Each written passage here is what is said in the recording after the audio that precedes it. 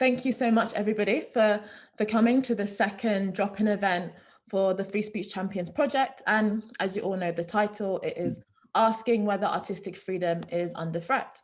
And we're exploring this question because many high-profile artists, including Sir Kazuo Ishiguro and Nick Cave, have stated that a culture of fear is thwarting the ability of artists, particularly young artists, to express themselves creatively.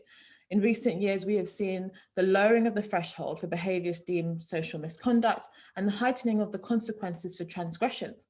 In a climate where employees at publishing houses strike if the house produces work they disagree with, research grants are often distributed on the basis of having supposedly the correct opinions, and comedians are paradoxically self-censoring so as not to offend.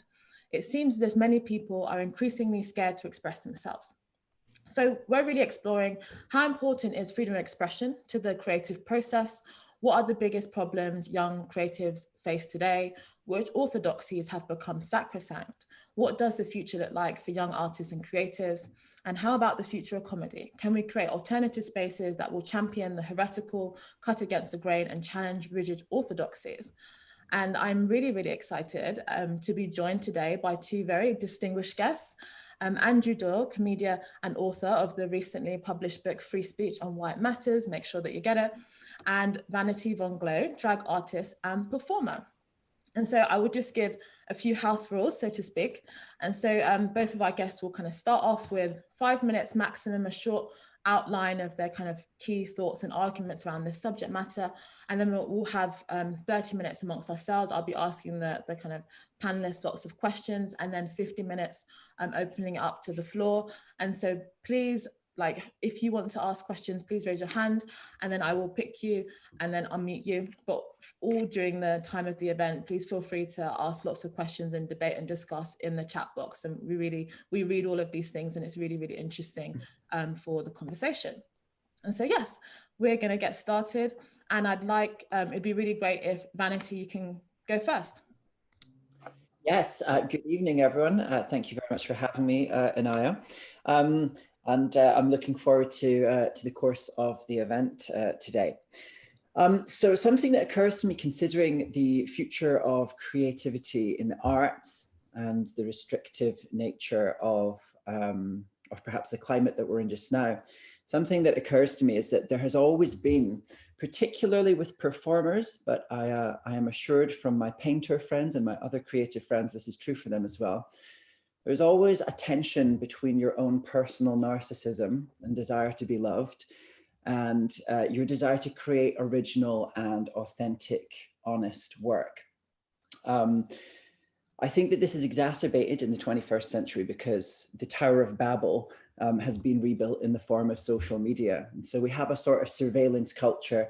We're all familiar with this. We all follow more people on Instagram than we know in real life. And there has been this mass democratization of the concept of audience feedback. Now, I'm sure that's a useful tool for some artists, but I'm skeptical as to the value of this level of democratization. I sometimes think the only people who are truly interested in that type of relationship with their fans are the ivory tower pop stars like Ariana Grande, who hasn't actually met a real human being in several years.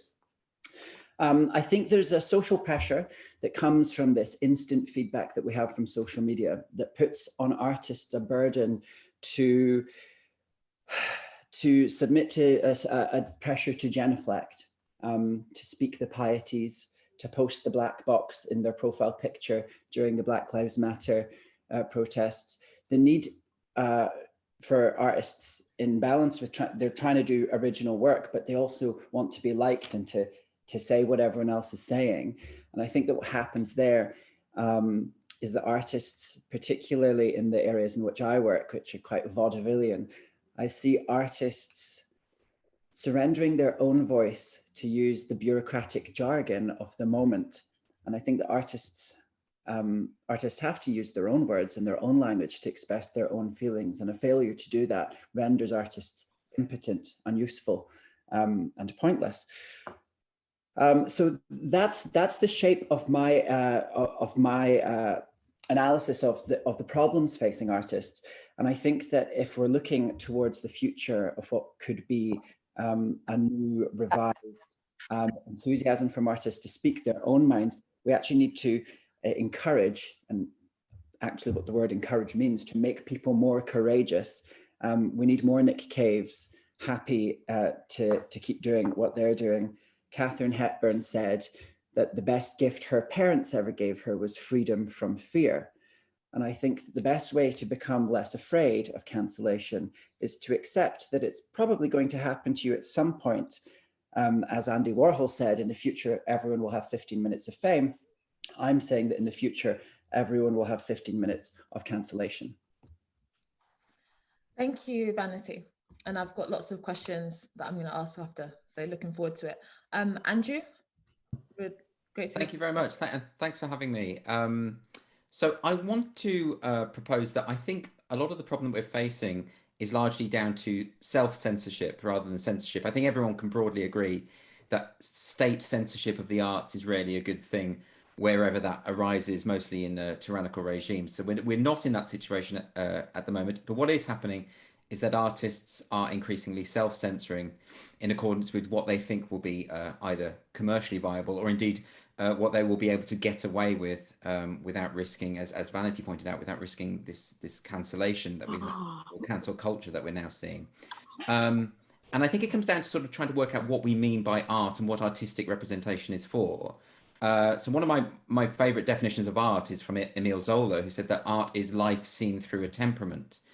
And I think it gets to the heart of what artistic expression is about. What I think artistic expression isn't about is about merely reflecting the ethical standards of any given time or place. And I'm not saying that art can't be political or can't be pedagogic, but I think when artists are compelled in that direction against their will, then their artwork suffers. And similarly, I think our enjoyment of art suffers if we're obliged to react to it from a position of morality. I would actually go so far as to say that morality has nothing to do with art. I don't think it's the role of the artist to act as a moral guardian or offer moral instruction. That's what you would get from a preacher, not from an artist. Oscar Wilde put this in the preface of his book, The Picture of Dorian Gray. He said, "There is no such thing as a moral or an immoral book. Books are well written or badly written. That is all." And I'd like you to think a little bit about the way in which our current cultural climate sees artists often critique, not just critique, but actually outright condemned if they represent something that is deemed quote unquote problematic. So for instance, I remember seeing a review quite recently of David Lynch's new Twin Peaks series, in which the critic said there was too much violence against women, and it's about time that David Lynch was called out for this, that phrase, calling out your But of course, David Lynch is not endorsing violence against women. He's representing violence against women. And those two things are not the same at all. It's actually very theatrically and artistically interesting to represent evil and to represent evil acts. And I fear that an awful lot of criticism, I'd go so far as to say the majority of certainly movie criticism at the moment, assesses work on the basis of how closely it fits their ideological narrative, or how closely they agree with what they perceive to be the message of the film, or whether or not the film it has sufficient diversity and representation. In other words, is it sending out the right message to this malleable public who need to be taught that racism, sexism, and homophobia are bad? That's the implication of that. So there's all sorts of problems here for the artist, because the artist knows that in order to sustain themselves in this culture, they're going to have to accord with certain things. Most artists aren't rich, right?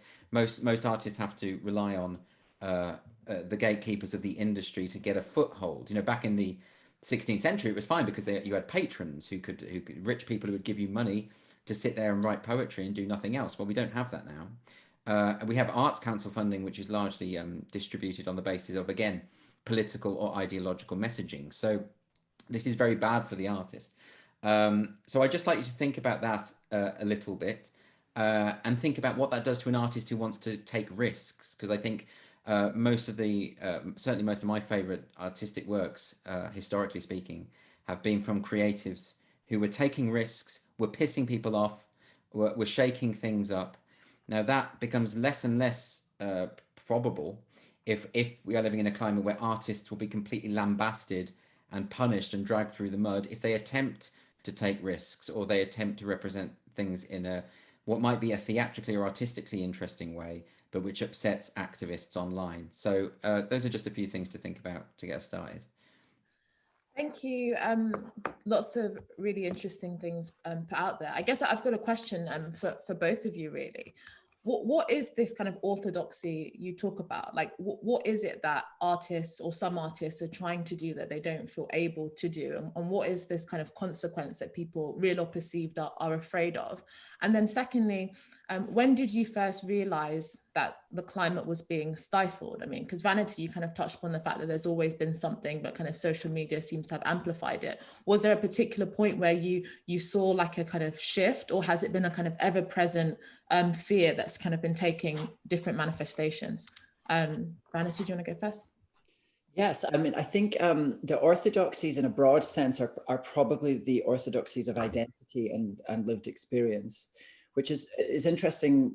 Being that I'm a drag performer, I always see that drag exposes and makes fun of identity. For example, my persona that I present in for my shows is the megalomaniac diva, but I look and I'm quite different underneath. I mean, I'm still a megalomaniac diva, but the structure and the whole construction is kind of, it's not a mockery of women. It's not a mockery of even divas, but it's a mockery of the idea of like a set self. I think that you'll find that people get into the most trouble when they're perceived to not take certain identity groups seriously or not afford them the correct level of respect. Which I think will probably be at odds with what comedians do as well, because in comedy, it's about making fun of things and illuminating truths about things. Bette Midler, by the way, I love to quote women from the past. So I'm always starting, my favorite quote from Bette Midler is "fuck them if they can't take a joke." But nowadays you'll get yourself in hot water a lot of the time. And people will try and ascribe and overlay onto you ill intention, worst of all, hateful intention, with their X-ray vision. I think that there has always been a substantial minority to your second question. There's always been a substantial minority of people who are prepared to take offense at anything. I mean, Madonna's whole career, the Dixie Chicks were cancelled 15, 20 years ago by the Republicans for saying fuck George Bush. There have always been people that take what artists say far too seriously, glib offhand remarks, music videos, stuff like that. But it seems that in the past 5 or 6 years, we have been collectively privileging the voices of the people who 10, 15 years ago we'd have laughed at for not being able to have a laugh. And what do you think, Andrew? What do you think that's actually being kind of stifled? When did you first realize, and what is the thing that's kind of stifling people? I think what Vanity says about the politics of identity is absolutely right, and just on that issue of where this is coming from, I think it's very interesting that, as Vanity says, like 15 years ago, you would have there were always people who, I remember Madonna for "Justify My Love," getting in a lot of flack, mostly from the Christian right. Most of this kind of stuff did used to come, particularly when I was young, came from the right wing and right-wing tabloids, and it was coming from a place of either prudishness or just disapproval, or this sense in which the public are open to moral corruption if they watch entertainment that is bad for them. That was Mary Whitehouse's key argument back in the 1960s when she did the Clean Up TV campaign. It's very interesting to me that all of that stuff, all of the calls for films and plays and movies and performances to be banned or censored, most of them anyway, are coming from the left now, or at least people who self-identify as being on the left. And that's a very interesting shift that I think we can connect to the proliferation of the politics of identity within left-wing thought. I think it's directly connected, and I also think that's directly connected to a general mistrust within that ideology of speech and the power of speech to corrupt. I think it is the identical philosophy of the conservative reactionaries of 20, 30 years ago, but it's just been repackaged and rebranded. But I think that makes it even more imperative, I feel, for artists to take risks. I think when Kazuo Ishiguro, who is one of my favorite novelists, and I was really pleased to hear him talk about this issue of younger. I mean, he specifically made the point about younger novelists, younger writers, in that he's established, you know, he's got the Booker Prize. He doesn't have to worry about what he does in his novels, but younger writers do, because younger writers will be dropped from their publishers and agents if they don't toe the ideological line. We saw that with, I mean, J.K. Rowling can't be cancelled because she is one of the richest, most successful authors in the world, but Gillian Phillip, a Scottish author who isn't as lucrative as J.K. Rowling, was dropped by her publisher merely for supporting J.K. Rowling. So it's not even about what the artist produces in terms of their craft and their work. It's about what opinions they have outside in their own private life. And that is also sufficient. So you end up with this situation where artists are not only curtailing what they produce, but also what they say and think, which means you don't have room for people like, let's take another example, so a filmmaker like Lars von Trier, who often talks about his starting point for a movie is to take an indefensible moral position and to defend it cinematically, which I think is absolutely fascinating. If you take a film like Antichrist, in which he takes the proposition that he tackles the subject of misogyny and says, well, what if the misogynists are right? What if women are inherently evil? Let's represent that on screen. Now, that does not make it a misogynistic film. It is a film about misogyny, which is exploring that idea. But if you go into a work of art with a literal mindset, if you go in and seeing a misogynistic depiction on screen and thinking that means it's a misogynistic work, it's a hateful piece of work, then you're not really particularly well equipped to deal with the interpretation of art. And I think that now applies to critics and audiences alike, and that's what I think is maybe fueling this problem. And this is very much a thing where you know, I always think of, you know, because an engine of this sort of culture of cancellation, not just criticism, but, you know, everybody having a voice, everybody having something to say on social media.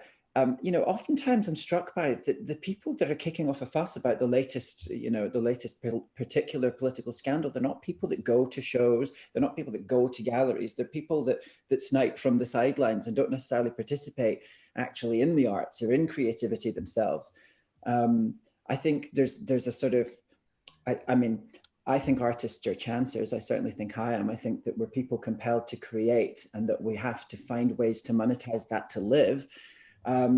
But I think that can often be an enviable position for society that thinks that if you're well known or if you have any kind of platform, that you've been bestowed with the greatest gift that civilization can give.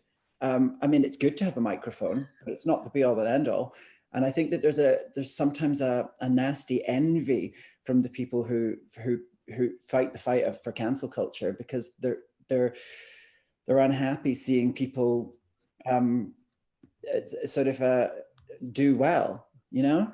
Yeah, and is it also that one other thing that might have changed is that whereas you go back 20, 30 years and you know you had people out in the streets burning copies of Salman Rushdie's book, The Satanic Verses. You had people crowding around theatres when Jerry Springer the Opera was on, complaining that it was blasphemous against Christianity. Whereas before, most of us just ignored them and got on with our lives. Certainly people within the creative industry just didn't capitulate to Yes. that. I think what's changed now is that the people who will book you, the promoters, comedy promoters, cabaret promoters, theatrical agencies, publishers and agents, they will drop you. So they will capitulate to any kind of mob who, or not even a mob, just a couple of tweets is sometimes all it takes. That's maybe what's really changed and really is pushing artists to think twice before they create something. Yeah. But what do you, I mean, if we look at the radio, for example, you know, certain swear words, for example, can't be said at certain times of the day. Is this not perhaps just an example of a new set of kind of cultural boundaries asserting itself? What would you say to people who would say that it's actually those who are against this that are essentially trying to maintain an old orthodoxy, and the new emergent kind of value system is actually what is challenging the old? What would you say to that argument, Andrew? Well, I mean, there've always been certain platforms that have their rules for the same reason that you don't go to a school and, you know, Jerry Sadowitz doesn't go to a school to perform stand-up. You know, it's perfectly acceptable. You know full well that if you're an artist who is avant-garde, who is pushing boundaries, you're not going to get a slot on Radio 4. But if you're a comedian who's telling edgy jokes, you will normally get a slot in a comedy club. Well, not so much anymore. I mean, there are increasingly there are clubs who are not just. I mean, every club has its right to decide on its own parameters of what it finds acceptable and what it doesn't. I absolutely don't believe that there's anything wrong with a club having its own ethos in terms of the type of acts that they will book. But increasingly, there's a now audience expectation that there are these broad sort of guidelines and lines that will not be crossed. And, to be honest, that's really bad for the art form. It's all very well having a few platforms here and there where the more subversive acts are never going to get on because that's their own particular ethos. But when you have an attitudinal cultural shift where it becomes impossible to be subversive within, say, the comedy industry, then that's really bad for the art form, I think. But if you're saying that the audience are expecting it and then essentially the cultural institutions are capitulating it, isn't that just majoritarian democracy then? Isn't it then a kind of minority opinion that want the boundaries of creative freedom to be expanded in order to encompass much more provocative art forms? Yes, I suppose I should revise that. I don't think it is the expectation of the audience. I think it's an expectation that is that gatekeepers of the industry are attempting to cultivate within the audience, and it does have an impact. More and more I find audience members being very literal minded. I mean, this comes back to the other major question of why should we trust these people to set these lines of what is acceptable and what is not when they don't seem to understand comedy. So, for instance, if you write a joke, I have written jokes which explicitly mock racists because I think racism should be mocked. And I've had those jokes interpreted as racist jokes because they're about the theme of racism. And that level of stupidity is now pretty much ingrained within the industry itself. So then how can you possibly explore anything? You can't. I mean, I did a panel in Stockholm with a satirist called Aaron Flam, and he ended up berating the audience saying, I can no longer be a satirist in my own country because you people don't understand satire. I mean, so there is that problem. So I do think it's coming from the industry, and I don't think it's coming from audiences. I think actually audiences are crying out for more subversive comedy. They just can't find it anywhere. Vanity, what do you say to people that say that this is essentially, elite wars? It is a competition within the establishment between, who gets a right to have their play in the National Theatre? Doesn't, for example, Britain have a long tradition of kind of underground creative performance, whether that's kind of, I don't know, the sound system culture of reggae to pirate radio to graffiti? Well, the thing is that even now, I mean, how to be an underground artist is, it's a question. I mean, what I do is I've worked in the underworld, as it were. Only in recent years, I've been performing for about 11 years, but in the last 5 or 6 years, drag has had a sort of explosion into the consciousness of the mainstream. But I've been performing in the underworld, in the sideshow, in the liminal and marginal spaces. I do think that those would have historically been the anti-establishment spaces, except even in those spaces, there is an establishment and a sort of moral code imposed by other artists, by artists who think that saying fuck the patriarchy is a punchline, by artists who, I mean, because it's astonishing to me the level of community regulation that goes on with burlesque and with drag and with cabaret entertainment. It sounds similar to what Andrew's talking there about in comedy. The people running the venues are the first to capitulate. I'd love to have a play in the National Theatre, but I don't get out of bed early enough to write a play. But this is something that for sure affects all the way down, I think, at every level of the creative industries. Can I come in on that point? Because I think it's really interesting about what you're saying about even the sort of underground kind of performance venues are now regulating what can and cannot be said. I mean, there's that sign up in the Royal Vauxhall Tavern, which is now talking about what sort of jokes can or cannot be uttered on stage. Now, I've been to the Royal Vauxhall Tavern many times for many years, and I've seen some of the most subversive, outright dangerous, I mean that on a physical level as well, performances and performance art there that absolutely would not get on that stage now. And I think it's a fraudulent sort of claim of the RVTs anyway. I mean, David Hoyle, the sort of shamanistic drag artist, once did a night there where he lampooned to her face Lauren Harries, said that the whole concept of her binary interpretation of her transgender experience was nonsense. If gender is a social construct, then why do you need to transition, and all the rest? You know that, and they'll still have David Hoyle on. They'll still have David Hoyle on because they like David Hoyle, because they made a decision that they have a feeling about David Hoyle, and because David Hoyle's allowed to sit with them. That's interesting, because I was actually there that night, right, when that took off, and it was what he'd done is kind of engineered a scenario where the people in the audience were almost physically fighting with each other. There was a real sense of anger and aggression, this explode, but theatrically, that was really interesting, and you couldn't help thinking that he'd stirred it up partly deliberately. But yeah, I think maybe, is it because he's established, so therefore the RBT will be fine? But if a younger, newer artist were to attempt something that subversive, they wouldn't get a foot in. So yeah, I think more and more we're coming back to this point that it's not about the established artists, it's about people who are up and coming, who won't be able to take those risks. Well, I have just one more that kind of giving the devilish due question, because these are obviously the arguments that are put forward. You know, we've had a history of kind of blackface and lampooning groups that have been historically marginalized. Is this to some extent a kind of a radical correction of that process? Essentially, when people say, you know, you can punch up but not punch down, because actually, if a cultural establishment allows certain people to propagate ideas that might stereotype, caricature, or lampoon certain groups, that can kind of contribute to certain social conditions, which makes them feel increasingly hostile. So is this a kind of righteous paranoia against the kind of encroachment of hateful ideas towards marginalized groups, regardless of if it's a comedic or artistic or not? I tend to push back against, obviously there's been a popularization of the term punching up or punching down, especially in relation to comedy, but I do think that that's a cynical sleight of hand, you know, to sort of use the language of violence in relation to jokes. And you know, it's an expansion of the concept of harm. I mean, to me, one of the reasons why free speech is valuable is because it's actually the thing that if we keep talking to one another, we don't go to war, we don't fight each other. You know, the violence is what happens when conversation breaks down.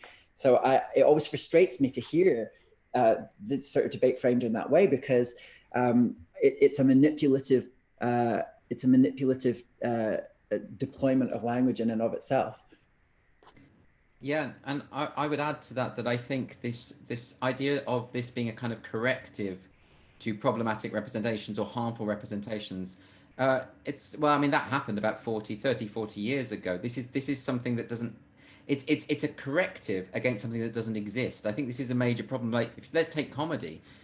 We had the recent debates about left-wing and right-wing comedy going all over social media, and when the new Director General of the BBC suggested that he wanted more right-wing voices comedically, what was the go-to thing that everyone said? They said, oh, he wants Jim Davidson, he wants Roy Chubby Brown, he wants Bernard Manning. So these names from the 80s were coming up. There aren't comedians on the circuit telling racist, sexist, homophobic jokes, or if they are, they're very, very fringe, and I've never seen them. Right? So, but what's actually happened is people are misinterpreting jokes. So they'll hear a joke about the gay community and assume it's an attack on the gay community. Well, those kind of comedians who would stand up and say, oh, faggots, eh?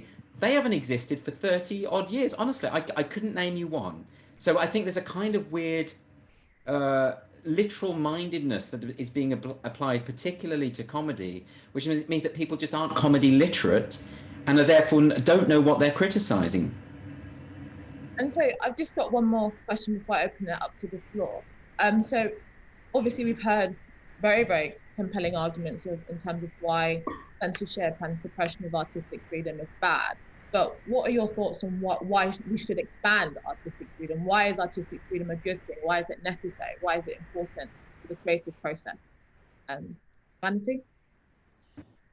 I think that artists, I mean, I think that, well, first of all, I've always described myself as an entertainer. It's only in the last year of being locked up and immersing myself in different creative experiences and some psychedelic drugs, that I find myself absent of an audience, coming to terms with the fact, no, I do think of myself as an artist, but I've always thought of myself as an entertainer, because I think that that high-mindedness of the term artist often comes with it a sense, and it's maybe because of the generation I've been raised in, I'm 31, the idea that the artist has this sort of functionality within society that is for a moral and socially progressive purpose. But actually, I think that like all an artist really has to do is see things and say things in new ways. You know, art is a constant quest for expressing the previously inexpressible. And so that's why we need to, that's why we should have an open and free creative world. That's why artists should feel free to explore ideas, so that they, the gifted people that artists often are, can illuminate some part of the human experience that we haven't articulated yet. I think that when you get into the territory of expecting that artists should stick to the orthodoxies and stick to the script, that presupposes actually that the script is final and we've already achieved nirvana, because the artists have nothing new to show us, and it's very sad. Very compelling. Thank you, Vanity. And Andrew? I just come back to my view that didactic art is typically bad art, as in, it's banal. When an artist is when you can sense an artist tapping you on the shoulder saying, this is what you're meant to think, and you're really bad, that kind of thing is really boring. I mean, it's, when even little things like, I've mentioned this before, but at the end of The Rise of Skywalker, where you have a lesbian kiss, I don't care if you have a lesbian kiss in Star Wars. I don't care if you have a lesbian subplot. But because it's so clear that the filmmakers are effectively saying all these people who watch Star Wars are probably homophobic and they need to be taught that it's okay, so let's shoehorn a lesbian kiss at the end in. Because of that, it's a banal artistic choice. Where, it could be quite fascinating to have a lesbian subplot in Star Wars. It could be really interesting. But that's not the reason, and everyone knows that. And people find being hectored really boring. So I just think in terms of the artistic health of any nation, that's the reason. We need to, I want to be able to watch interesting films and plays and read interesting books and not have this sense of this spectre on my shoulder telling me off. And so now I'm going to open it up to the floor. So please use the raise hand function and ask any question. Really want to hear the perspective from everyone. So the first question we'll take is from Nilu. Hi, quick comment before I enter the question. I just wanted to respond to Andrew and say, I don't think that it's... Oh, Nilu has... She's died. Oh God. Okay, we'll hopefully come back to her if she comes again. I would say strong-armed. Oh, you're back. Sorry, we lost you. Oh, sorry. So I just want to start with a comment and say that I don't think that it's just these new artists that are being challenged by the orthodoxy. RuPaul, I can't remember which season it was, but they'd suggested that the competition should be for drag queens who are not transitioning, and then that became a scandal because there was a trans woman on the show. And so I don't think that it's just the new artists. But for censorship, I think it comes from this idea of lived experience. Am I frozen again? We can hear you. Okay. It comes from this idea of lived experience where in my field, in writing, especially in poetry and prose, this idea that your point of view needs to be your real life lived experience point of view, as opposed to being a place where you can see things from other perspectives and explore these other points of views.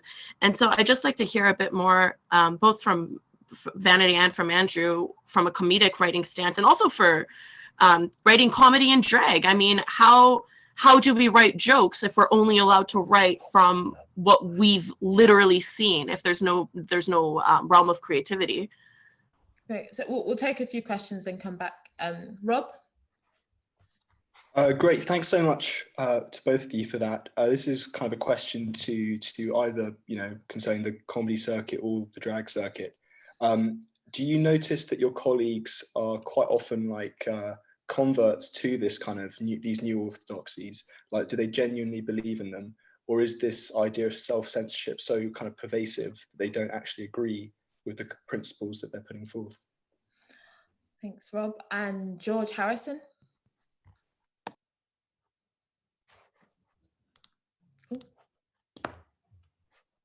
Thanks, cheers. Thank you, guys. A lot of great points. I'm a young writer, a working writer, and when I sort of see this trend of sort of Philistinism that's going around at the moment, I just honestly despair, because what's staggering to me is the way that this thinking, this censorious thinking, has pervaded almost every single level of the arts in a sort of ubiquitous sense. And so it's not just the case of the barbarians being at the gate. It's almost like the barbarians are in the gatehouse, controlling the tower and everything. And I guess what I'd be interested to know is, when do the panel think this will end? Do you think this is something that is cyclical, that will just sort of peter out in time? Or is it going to take a concerted effort from a large number of artists to almost stand up and resist cancellation to put a stop to this trend for good? Thanks, George. And we'll take one more question and then come back out again. Ben? Hi there. This is a question mainly to Vanity. I was training as an actor for several years, but I'm taking a break from the industry when my course finishes because I just can't stand how cancel cultured and political it's become. But can you see, say, in the next 20 years, this cancel culture, wokeism, etc., still being in the industry in 20 years' time? Or could you see that maybe it will start to calm down a bit so that I might be able to return to the industry again? Thank you. Vanity, do you want to go first? Well, yes, I think if I address both George and Ben's questions, because they're actually very similar, be it specifically as an actor or be it in just generally the arts, the idea that is this going to get worse before it gets better, something that I mull over all the time. One, because it's actually very hard for me to tell, like how it's hard for me to tell where we are on this arc. I have this hopefulness that it's an arc which sort of will calm down at a certain point, although obviously won't calm down on its own. It does need people to speak up, and it does need people to stand from a courageous position. But I'm inclined to say that there are certain elements that are still going to get worse before it gets better, but all bets are kind of off right now, because we're about to come out of a period of isolation in which our only communication has been via the very Tower of Babel that is being deranged all the time by this sort of groupthink. So when we go back to the water cooler in the office, or we go back to the pub and we're able to be around other people again, we keep being told there's a roaring 20s coming. Well, maybe that decadence will bring with it some open-mindedness. So it could well be that we're about to see a sea change. I think that Marie Claire magazine actually did a cover piece about the limits of the usefulness of cancel culture. Glamour magazine just did an interview with a trans activist who I'm friends with, Danny St. James, where she calls for an end to cancel culture. She doesn't see that as being a helpful tool for her aims for her charity, which is a charity for trans rights. So, those are big publications. If they're sort of staking out the area there to pick up the customers that maybe Teen Vogue have been losing, then that's an optimistic sign for me. But I think and I'll just address Rob's point as well. I think that it's worth. Bill Maher once said that there's only ever about 15% of the population who actually genuinely, in a principled way, believe in free speech, and that the people who will then use the free speech sort of argument will use it selectively to get what they want. And that used to perhaps be the left. And then now it's, in many ways, we see that coming from the right. So when you're asking how many of the people around us are true converts to the ideologies that they might be supporting right now, I think that I think it's worth remembering that probably less people actually know what they actually believe than you would ever think. I don't actually know what I believe about 50% of the questions of the day. That's why I support free speech, because I want to continually hear the potential arguments. My mind is never made up. I think that with a lot of the people on the other side of this fence, they've not really scrutinized themselves. I think they're just happy to go along to get along. Thank you, Vanity. Andrew?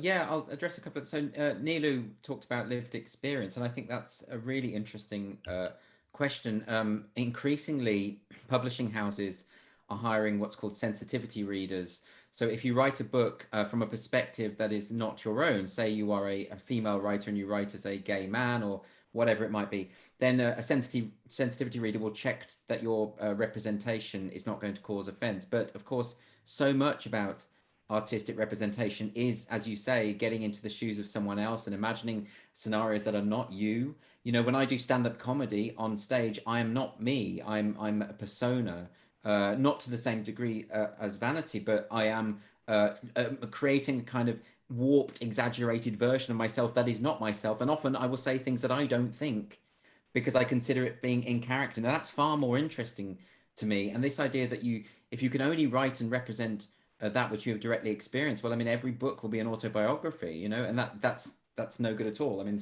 you know, autobiographies can be great, but it's just not a good way to create. In terms of, are people converts or not? Well, I'm torn on this because I've had some experiences I've lost a lot of friends, particularly in the comedy community, who now deem me some kind of pariah, because I'm saying the things that a lot of them probably secretly agree with. And I wasn't sure. I've had a couple of genuinely weird, unhinged moments with people screaming at me, calling me a Nazi and all this sort of stuff because I believe in free speech. Because as we all know, the Nazis were nuts about free speech. That was clearly their thing. And I think when someone's screaming at you in that way, they clearly believe it, you know, and I kind of have a sympathy with that. Like if I actually thought I was genuinely sitting with a Nazi, I'd be terrified. I'd probably scream as well. You know, if you know, that's the reaction of someone who has become deluded. And I think some of my former friends have become deluded, and I think they believe in this ideology. They believe in this fiction that we live in this neo-fascist society where Nazis are around at every corner, in every shadow. I think they've bought it, and that's even more scary because that means good people can behave like absolute idiots. But on the other hand, I'm continually getting messages from people within the comedy community, increasingly so. I had one the other day saying, really like what you're doing. I really like that you're satirizing this identitarian culture, all the rest of it, but I'm not going to say it out loud, basically, as it's in private messages. But more and more I'm getting that. And that makes me think that really this was only ever a question of a minority of powerful people holding these opinions. You know, when the head of the Foster's Comedy Awards stands up at the Edinburgh Fringe, launches the Edinburgh Fringe Festival with a speech in 2018 saying about how comedy is now woke and we're now moving into the woke world of comedy, and she's looking forward to how younger comics are going to set the parameters for what is acceptable to joke about. When that's coming from probably the leading figure in the industry, particularly if you want to get an award, then that changes what younger comics do on stage. It's bound to. But it doesn't matter if they believe it or not. They've got one eye on their career, and that's fair enough. We've all got to make a living. So that's what I think. I don't think everyone is a convert.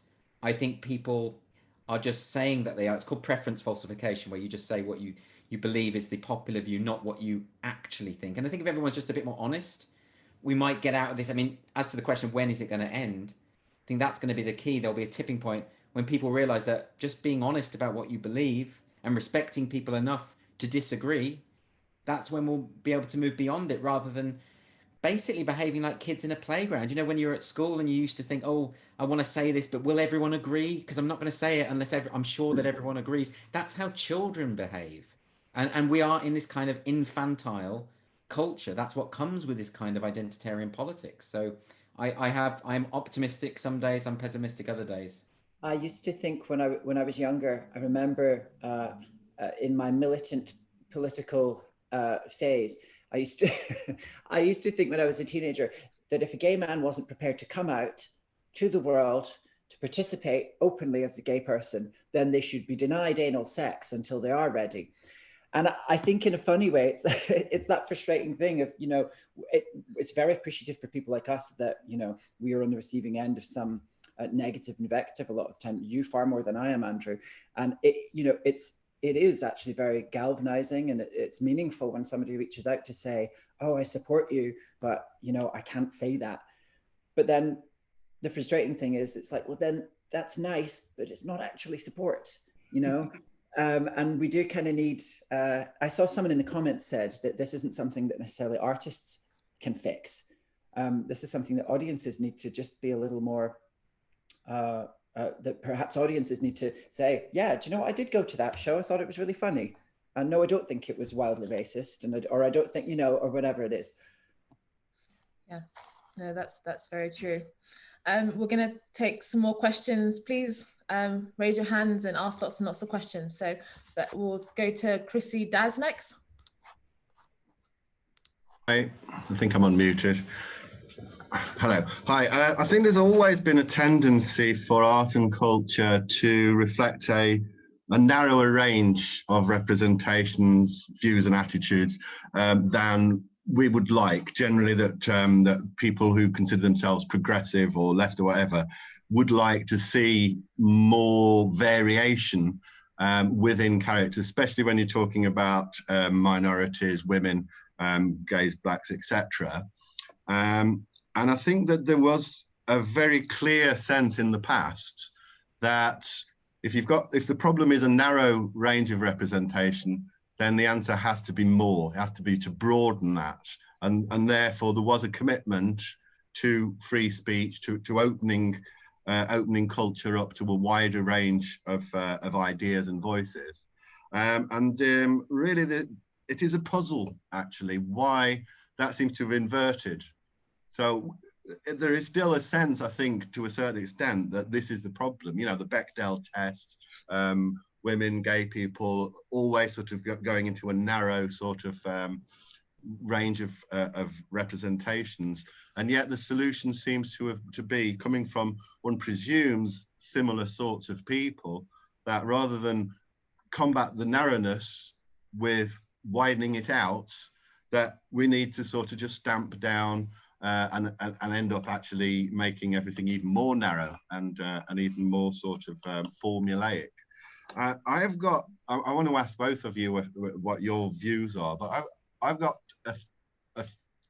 an idea I want to put forward, which is that I think that especially progressives is the wrong word, because what I'm talking about is a group of people who have become deeply pessimistic, who actually, they don't want to encourage a wider range of voices. They don't want to encourage freedom because they doubt that people really will embrace that freedom and through doing so will enliven and enrich the culture. I think that it might have something to do with the falling away of community on a wider scale. So if you go back into the past, what was new and novel in all of the arts tended to thrive in communities that were largely underground, and new forms would bubble to the surface from time to time. And so there was a sort of sense, well, if we can get those into the mainstream in some way or another, then we're going to be moving forward, is going to be progressive. I think that largely we've lost that. We've lost that sense that the individual artists are isolated, they're doing their things by themselves, and therefore there isn't this sense that that a community can bring forth new and novel ideas. As I say, that's just a sort of a thought. I'd like you to your opinions on that. That's really interesting how kind of social atomizations affected the arts. Kristen?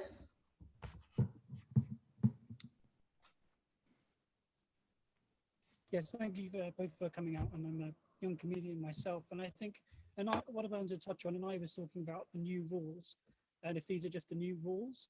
Well, personally, I'm going to say something shocking. I personally know 4 artists that are now dead because of censorship. I would compare this censorship akin to something like, they used to die of heroin overdoses, and now they die from not getting paid.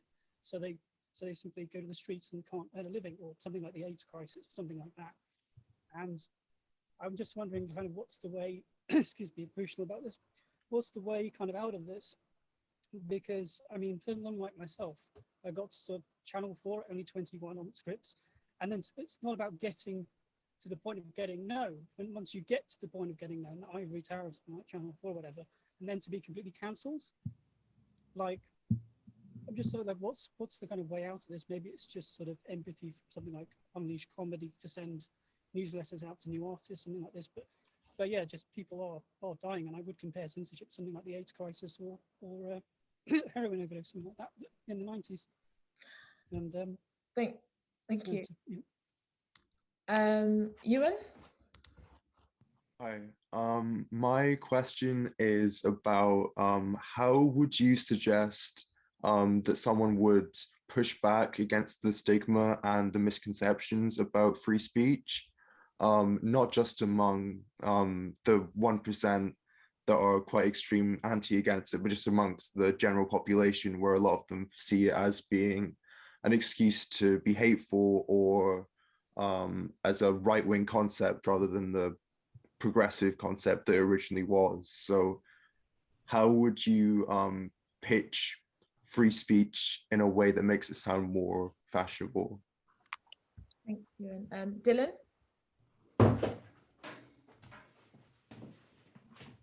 Yeah, my question is for both of you.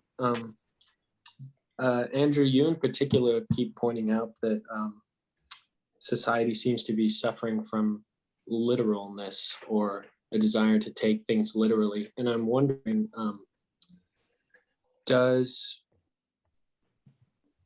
is that an understandable desire on behalf of society right now? And is that something that good art is just fundamentally antithetical towards? Like, is good art ever going to be simple or literal in the way that people may want? Okay, so we're going to go back to Andrew and Vanity, then we'll come back out in a sec. Andrew, do you want to go first? Yeah, okay. I'll answer a couple of those. Just off what Dylan was just saying about literal mindedness. I don't think great art ever works well if it is treated from a position of literal mindedness. I don't see how that can work.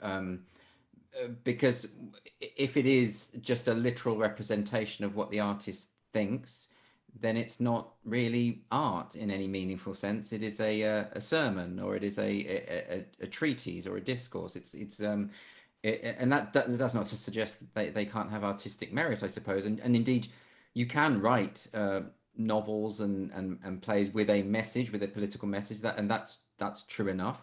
I suppose all I would say is that certainly my favorite, I think the greatest works in the Western canon, really are in no way literal, or cannot be treated literally, because it just can't work. And I think we all know this. And my worry is that we've kind of cultivated this situation where people are expecting to read works from a literal standpoint, and that's, yeah, I think it's just, it has a kind of enervating impact on the arts generally. I mean, to give an example from comedy, you know, when that episode of Fawlty Towers was taken off television, I know it was restored eventually, but the channel that took it off, and this was the episode about the Germans, where the character of the major used a racial epithet, and they said, well, we've taken this off because obviously it's a racist term. But of course, the reason why the character was saying that is because he's an old fossil. He's meant to be this, as John Cleese described it, a relic stuck in the past. Him using that offensive language was a joke at his expense. It wasn't a joke at the expense of racial minorities. Now, if the people who are involved in comedy broadcasting don't understand that joke, because all they hear is the word and interpret it from a literal point of view, then we're in trouble. Because if the people who are meant to be commissioning comedy don't understand that comedy and art is never literal, then I don't know what we do with that. In terms of what Ewan was saying, how do you push back against the misconceptions? Well, you know, I'm not self-publicizing, but I've just written a book doing exactly that. The book I've written on free speech has a chapter called Common Misconceptions, and it really, I've been trying to address this issue of how, of course, it probably won't work because the people who should read the book won't. But I do pinpoint the two major misconceptions about free speech advocates. One is that we all want the freedom to say evil, homophobic, sexist, racist things. And the second misconception is that free speech is a right-wing trope. And I'm making the point that free speech is a non-partisan, it's a principle that transcends left and right. It's something that we should all value. It's the seedbed of all of our liberties. It has absolutely nothing to do with political affiliation. And that's a message we really do need to get out. And it just comes from a mistrust. You know, free speech skeptics will just always assume the worst of people, always assume that they've got these terrible motives because they live in this fantasy land. They live in this concocted reality where they assume that evil is pervasive. And that, you know, it's equivalent to religious zealotry. You know, I always think of that with when you see Christian fundamentalists, the extreme forms who just see evil everywhere and they protest against things and they think that everyone's been infected with Satan's seed or whatever, you know. And I just think what a horrible way to live, you know, just to see the world. What a burden, what a psychological burden to see and assume the worst of absolutely everyone. And that, I'm afraid, is the position of free speech skeptics largely, is they just have convinced themselves that everybody is trying to bring a new Fourth Reich. You know, it's really sad. Vanity? Yes, so I'm sure that Andrew lays this out in his book in more detail than I'm capable of doing, but I've been thinking recently about Ewan's question about how to, it sounds silly, but how to advertise what seem to me to be the self-evident benefits of free speech. But I do think there's a certain intellectual stance or positionality, some might say, that some of us have, for better or worse, have the appetite to have difficult conversations, and even enjoy sort of the exercise of being challenged and going through that process. But so many people find that very uncomfortable. So for them, free speech is a very potentially difficult sort of space in which, you know, they don't like it. So what I find, and I think I have some success with this with my friends who I'm surrounded by progressive artists, but who I'm very lucky they know me.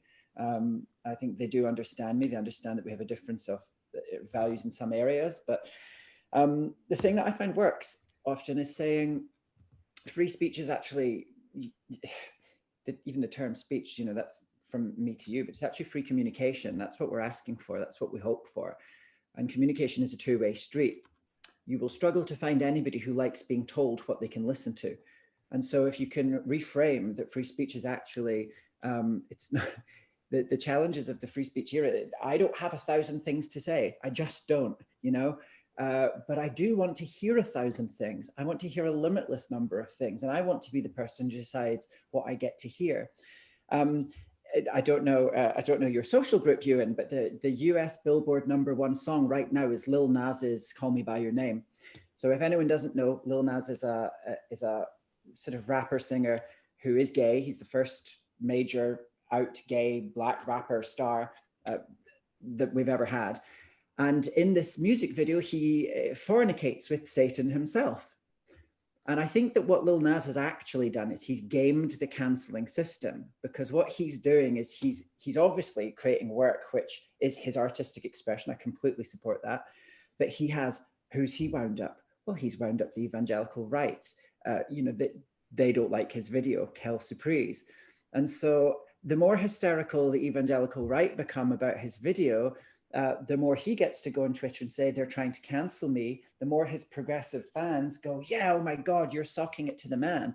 So I think there's a little cynicism in there, but Lil Nas is in the throes of a cancellation tension. And so if you're trying to find a way to frame why cancellation is bad, why free speech is good, even though it might feel like the predominant force for cancellation is coming from the progressive left, that's not actually always been the case at all. In fact, before today, there's just 20 minutes before, I thought, hang on a minute, can I remember all the things that I remember from my childhood that are things that were cancelled? Pepsi dropped Madonna from her campaign in 1989 after she featured a black Jesus in her music video. I mentioned the Dixie Chicks earlier. Sharon Stone criticized the Chinese government's occupation of Tibet and lost her L'Oreal contract. Janet Jackson got her tit out, definitely on purpose, at the Super Bowl and was cancelled.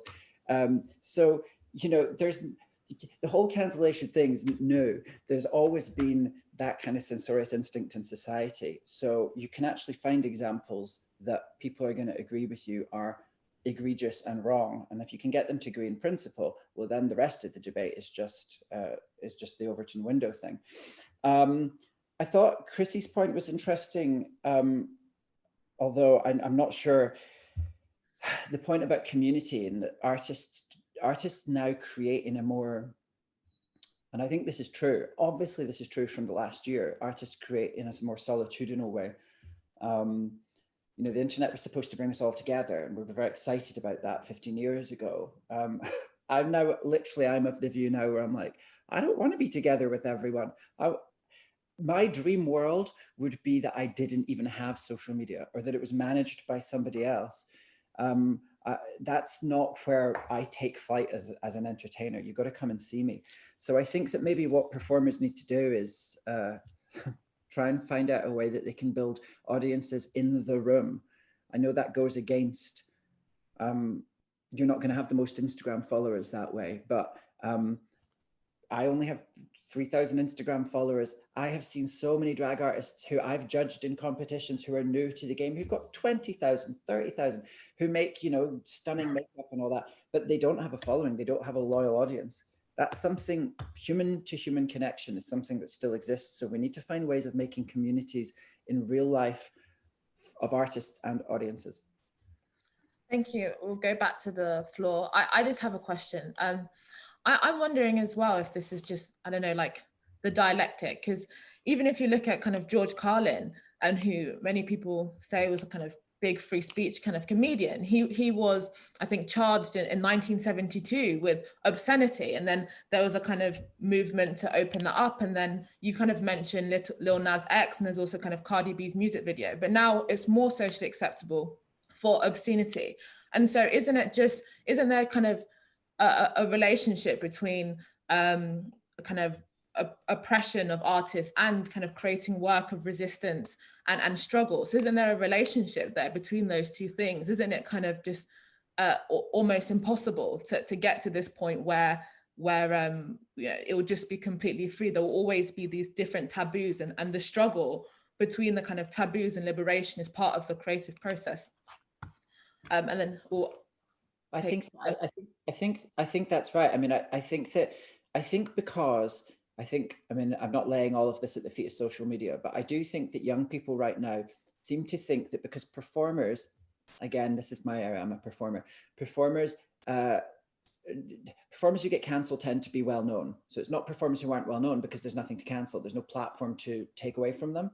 But they mistake just the sheer fact of a microphone and lights on them. They think that this is sort of some great heavenly endowment. But actually, artists have always been kind of chancers, tricksters. They've always been on the receiving end of opprobrium. So I think that as an artist, you should expect that part of your job is to receive pushback. I do think the distinction is that when I say cancel culture, I think cancel culture isn't just normal pushback. Cancel culture is the attempt to unperson you, the attempt to socially ostracize you, and worst of all, the attempt to take away your work so that you can't eat, so that you stop working, or so that you dare never to step out of line again. Jan? Thanks. Thanks. Really great discussion. I just wanted to, I have no performing talent, so I'll talk about it from the audience point of view. And as somebody, I love live comedy, in the room, and some of the best nights of my life have been, kind of long comedy nights that just go on and on and on, and to the point where everybody's aching and exhausted from laughing. And I just wondered, there's something very particular about that experience that to me is just a very, very free experience. And I just wondered whether we could explore that a bit more, because there's something about it where in the context of a time where kind of individual sexual self-expression is relatively without taboos. But the idea of kind of in a room, screeching with laughter at something that really crosses some lines or some boundaries is the thing that's often seen as really very difficult. In some ways, a lot of this stuff started there with some of the kind of American cancellations like Michael Walters in America. Whereas previously there was kind of a lot of anti-PC sort of cap comedy that was really very popular and is still there on Netflix, etc. But that's what seems to have really changed, where that very particular kind of freedom where you're kind of in the audience of a comedy night, you let go and you kind of have to take responsibility for your response, but your response isn't under your control, because that's the point of good comedy, is that it drags the control away from you and you're made to laugh at something despite your better nature, hence kind of laughing while covering your mouth or screeching, which you don't do in the theatre. And I just wondered whether, you know, there was more we could get at about that, and why that kind of freedom that's kind of collective, but it's also a kind of dragging something out of the individual or releasing something from the individual has got something in it that's worth thinking about now if we want to defend freedom in a broader sense as well. Thanks, Jen. Sam? Just want to pick up on what you were saying, Andrew, about freedom of speech being viewed as some right-wing trope. I completely agree that this idea needs ousting. But if we were to take for a minute that perhaps freedom of speech is a right-wing idea, then I am curious as to why we live in such a culture of cancellation and a culture of suppression of freedom of speech when, you know, we have a 80-seat Conservative majority with the Tories constantly polling 10 points above anyone else at the moment, and they look set to take Hartlepool. Is it perhaps that the silent majority are only so effective when they are actually silent? Thanks, Sam. Someone called Lucifer in the... Do you want to speak? Man, I didn't think I would be picked so soon. What, say again? Said Lucifer's got Lil Nas's dick in his mouth. Yeah, and I'm licking under his boots actually with the human blood. Anyway, well, I personally think the deep level, the root of the bigger problem, personally, I feel, is that the distinction between cognitive and non-cognitive isn't made between legislation and real life interactions. Some non-cognitive concepts are religion, good, bad, art, love, hate, compassion, equality. These things are not objective, which means they are not mind independent. And legislation through these things is, I think, at the larger picture, what everyone who believes in freedom of speech is against, you know. However, just because most of the times we see things as like, you know, oh, I'm against religion, but I'm not against ethics. I'm against the term offensive art, but I'm not against the term good art, bad art. By against, I mean legislation, not like when we are talking to each other about like what do you feel is good art, what do you feel is bad, what do you feel is offensive, what do you feel is not offensive, just legislation aspect of it. And I came across like artistic movement that to challenge this legislation of non-cognitive concept legislation. They are just doing like the most offensive, what they non-cognitively believe to be the most offensive art possible. And I mean, I saw some of their stuff. It's like G.G. Allen has nothing on these guys. It's just insane. But I don't know if it's like, I'm skeptical if it's like, what do you think, like you guys think, if let's say like 100 people got together, made a collective and started sprouting out like paintings, music, just different pieces of fine art, not like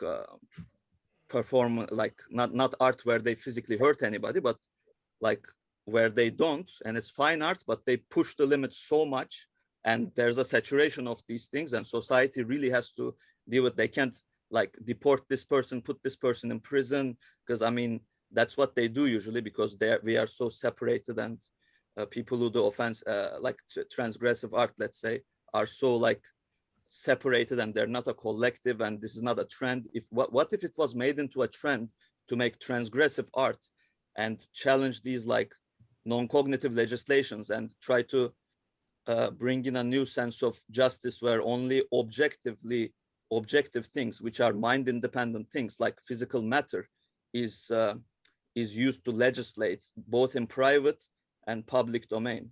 Thank you. Sorry, it's too long, and it's just like it's convoluted. Sorry. No, there was definitely a question there. Thank you. Can we go to Ben? Hi there. I think my previous question was maybe covered by the previous person, but I was just wondering, would anyone on the panel die for freedom of speech? I mean, bringing up Charlie Hebdo would be interesting to know. And also, if with freedom of speech, I often wonder about the abuses of freedom of speech and artistic expression. Say the sort of the way the Jews were portrayed, Charlie Hebdo. And if you did have freedom of expression, how would you go ahead curtailing all the negative aspects of it? Because you know, when you have freedom to express, the nasty sides of humans come out, and you know how, you know, this is an evolving process. But yeah, that's my question. Thank you. SM.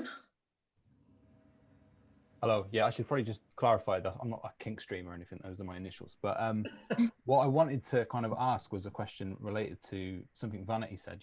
Vanity, you referenced the concept of the Overton window, and one thing I think is kind of maybe more applicable is this idea of Hall-in spheres, the idea that certain things become universally kind of shared within a culture or society as taboos, or if you want, moral rights or wrongs. And if we kind of accept that those things are different across cultures and therefore across time as well, the question I want to raise is, I guess it's a slightly philosophical one, but it's all of those of us that are kind of concerned about this crazy kind of cultish woke culture thing. Are there things that we're kind of ideologically blinded to, things that we take as moral absolutes or taboos, that actually, if we kind of really rationally and philosophically thought about these things, aren't kind of problematic, to use a better word, but things that we're kind of blind to, things that would be considered woke by generations before us, that maybe we kind of blindly assume are immoral or taboo because of the way that the culture we live in perceives these things. And the reason I want to ask that is because people have talked about, where does this end? And one thing I'm concerned about is that there isn't an end to this. It's something that we kind of have, people won't wake up to it. I think it's something that has to be fought back against, because I think we've already seen how much cognitive dissonance people have when they're kind of blinded by all this kind of, you know, these pseudo academic kind of arguments that fit into this woke thing. I don't think there's an end to it. I don't think there's a waking up point for a lot of people. And I think there is a point where we have to say, this is moving in this direction and there is no end, and we have to speak up. People have to fight back against it. Is the point I wanted to raise. SM, well, yeah, that's that phrase, you know, the price of freedom is eternal vigilance. We're going to keep taking questions because we only have about 40 minutes. Please be quick with your questions. Ed Scott. Hi, thank you so much. I just wanted to ask, Vanity, you mentioned earlier in the conversation that you had a sort of more intense political phase when you were younger, and I wanted to ask about the role that age and experience might play in all of this. Like, speaking from experience, I've noticed my own political temperament has shifted, and my own perspective on these things has shifted as I've sort of entered the world and recognized that the best way to have opportunities is not to sort of pander to these ideas, but to just, I guess, adopt a position of openness and free speech. So I'm wondering if, as the current, as people age and as these ideas sort of mature, whether they will sort of wither and fall apart, or whether you think they might ripen and get more severe. Thanks, Ed. DTPLU. My name is David, actually. Sorry about that. I've had to go away, so I'm not sure whether what I'm going to say has been discussed already, so I do apologise for that. But one thing, I was looking at Andrew Doyle. He was talking about, he said, you know, a group of people burnt books. And there was also a Christian outcry about Jerry Springer, the opera, which I did actually see. And he referred to Christianity quite specifically. There are a group of Christians. The people who were burning the book, Satanic Verses, they were Muslims, but he didn't say that. He sort of moved across that. So there's a self-censorship there already in his head that I'm not sure he's even aware of. And to equate a worldwide event where people were murdered and killed with a small group of people outside a theatre, which I saw, and they were there every night, slightly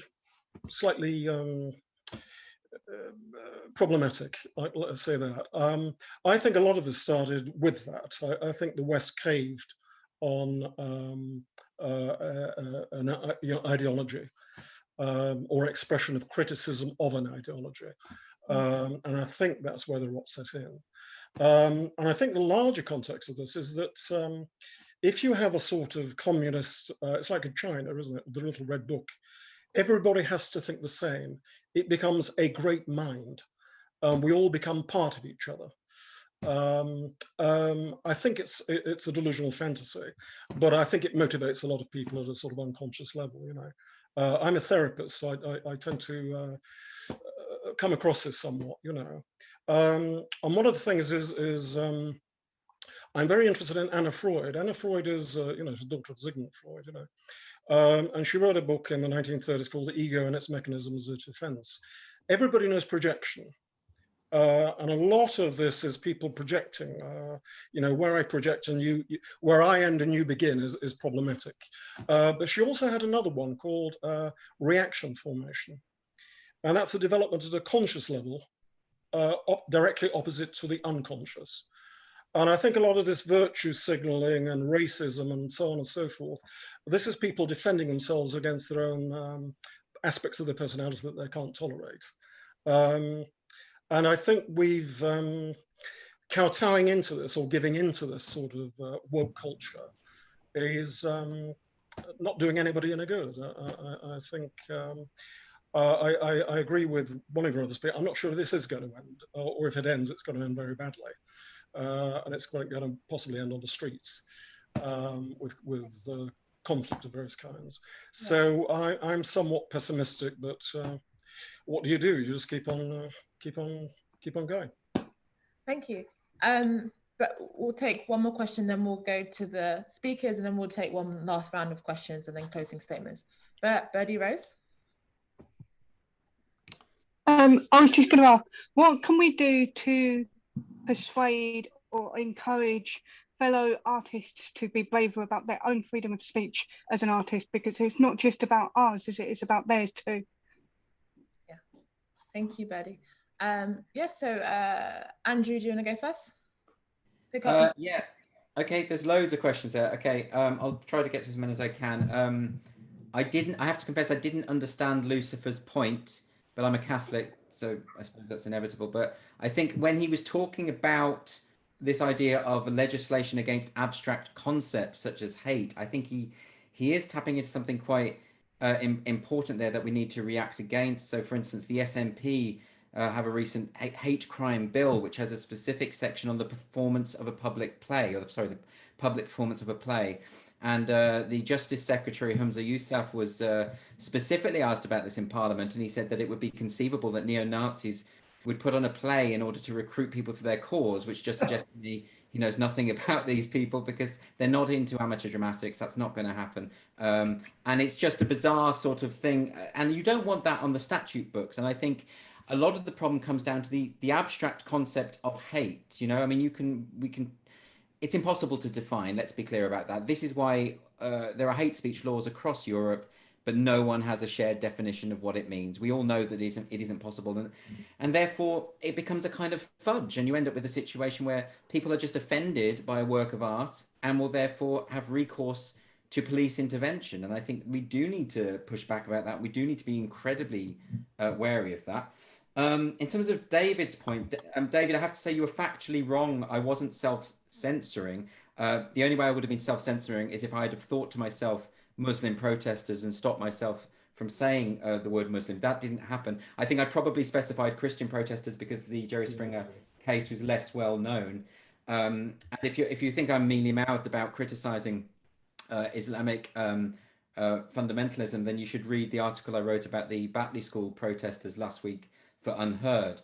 But nevertheless, I do think it's very important to push back against the reactionary religious right, whether they come from Muslim backgrounds or Christian backgrounds. I mentioned those two examples specifically because they are examples of where religious sensibility has encroached on artistic freedom. They're very famous. Charlie Hebdo is one that has come up again and again. Someone actually mentioned Charlie Hebdo specifically in that round. I think it was Ben.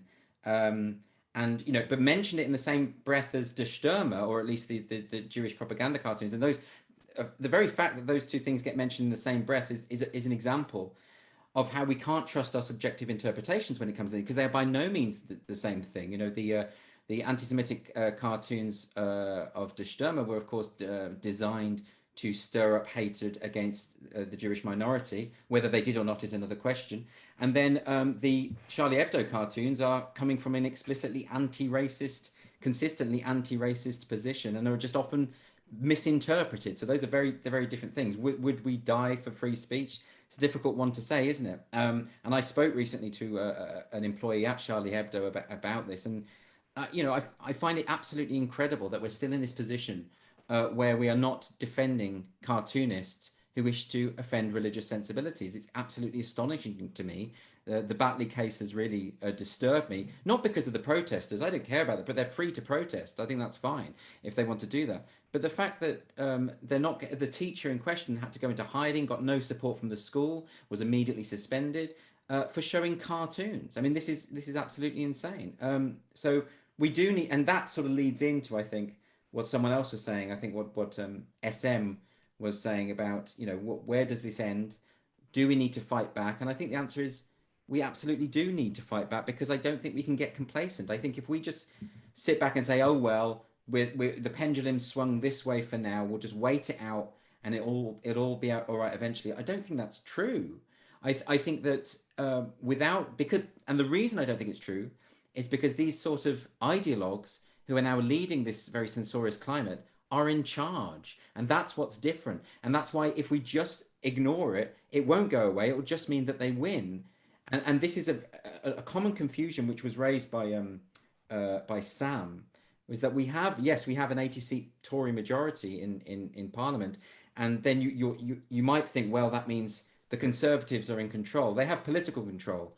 They don't have cultural control. The cultural power lies with social justice ideology, which is predominant in all of our major educational, cultural, law enforcement, media institutions. And yes, it's absolutely predominant in the arts. So this question of left and right, again, becomes a bit of a red herring.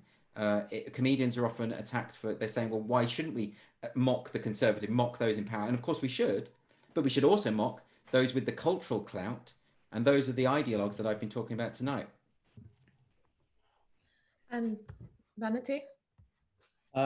Yes, I'm aware, by the way, that there will be a couple of people whose questions maybe myself or Andrew haven't addressed right on the nose. I think I might have missed out Kristen earlier, but you guys can all follow me on Twitter if you must, at Vanity Von Glow. If you want to continue, we can chat over the coming days about some of these things. If there's anything you didn't feel was addressed, there's a lot of things I just don't know anything about.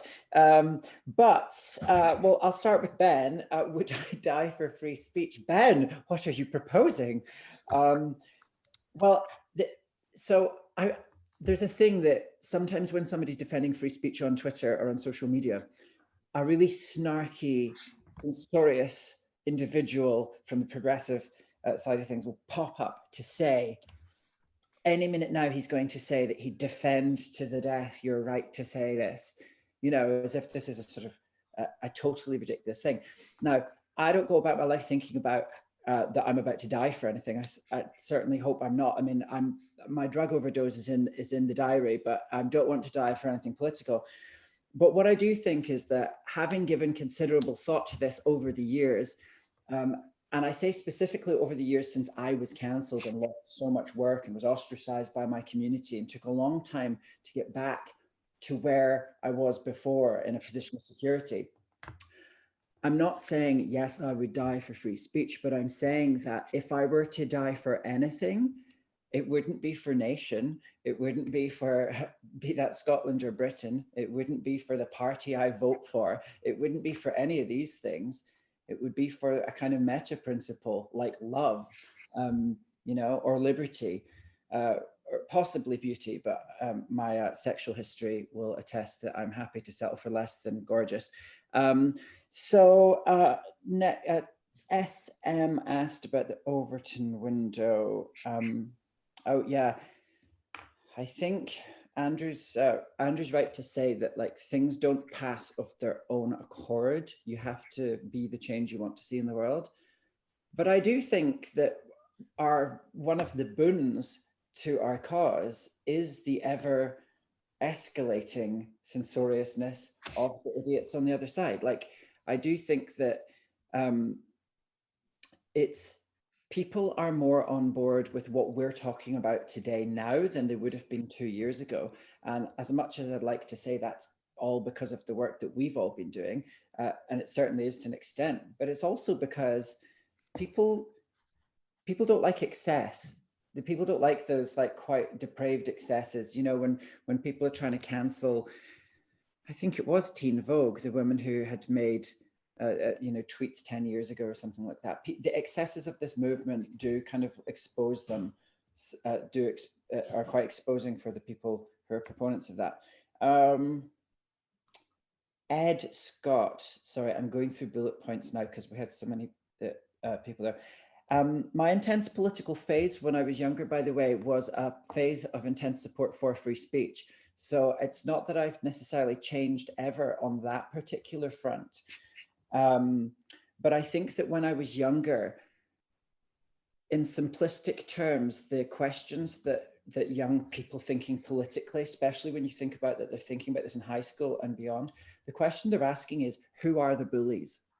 And so they're told that the bullies is Boris, and it's for saying tank top bum boys 20 years ago and all the rest. But I think that there's a very low resolution analysis that you could come out of university now and think that the Tories are the power in the land. Of course they are, as Andrew says, politically, but like that doesn't really wash, I think, to anybody with their head switched on. Cultural power is in the hands of the other guy right now. And so for me, the thing that I find actually quite sad is that when I look at who are the bullies, and I grew up a bully, I was the school bully.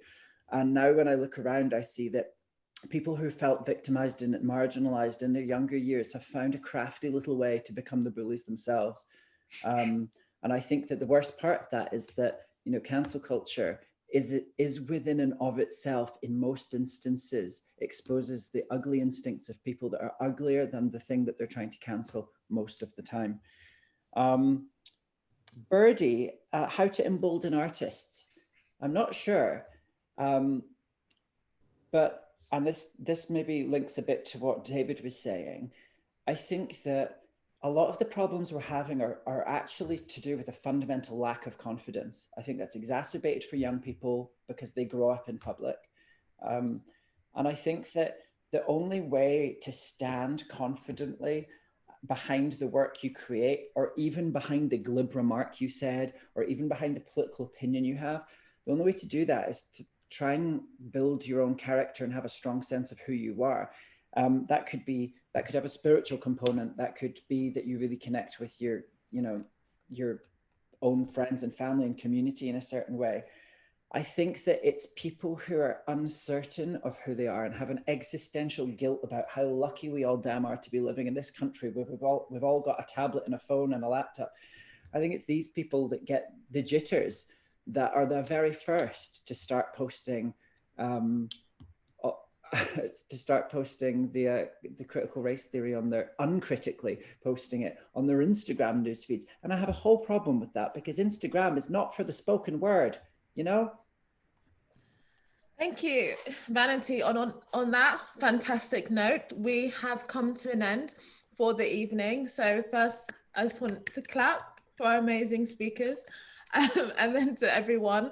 And please also sign up to our next event, which is on the 26th of April, looking at Generation Z, Generation Z, are we suffering from peace? And that's looking at, you know, snowflakery, you know, offense culture, the therapeutic culture, the meaning crisis, all of that. And please consider going to freespeechchampions.com and making a donation. We're kept going by donations, large and small. And if you're interested in some of these topics, please reach out to us, because we're actually working on, you know, organizing around lots of these different issues, whether that's artistic freedom, literary freedom, universities, all of these different things. That's exactly what we're doing. We don't just do these drop-in events. So if you are interested in collaborating with the lots and lots of young people as part of our project, and please reach out, because we're always looking for more people to be involved. And so yeah, go to our website to join the Free Speech Network, and thank you so much. So thank you everyone, and this is come to an end.